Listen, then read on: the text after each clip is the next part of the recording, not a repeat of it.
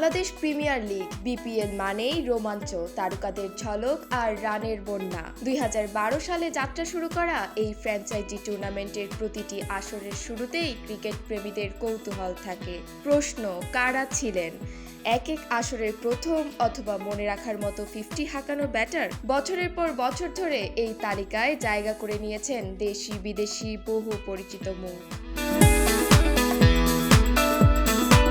BPL এর প্রথম আসর 2012 সালে প্রথম অর্ধশতকের রেকর্ড গড়েন জিম্বাবুয়ের অলরাউন্ডার শন আরভিন। বরিশাল বার্নার্সের বিপক্ষে 61 বলে 82 রানের ইনিংস খেলে তিনি সেই আসরের প্রথম 50-র মালিক হন।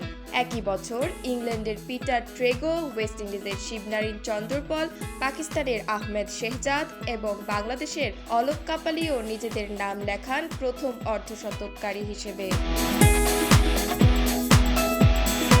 2013 সালের বিপিএলে প্রথম অর্ধশতক করেন নেদারল্যান্ডসের তারকা রায়ান টেন্ডুলস্কাতে। খুলনার রয়্যাল বেঙ্গলসের বিপক্ষে 61 বলে অপরাজিত 95 রানের দুর্দান্ত ইনিংস খেলেন তিনি।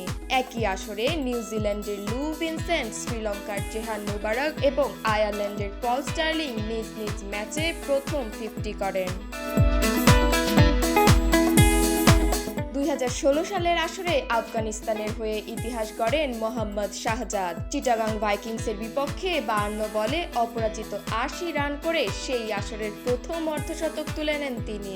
এরপর 2017 সালে দক্ষিণ আফ্রিকার ব্যাটার ক্যামেরন ডেলপোর্ট মাত্র 31 বলে 64 রানের ঝড়ো ইনিংস খেলে আলোচনায় আসেন।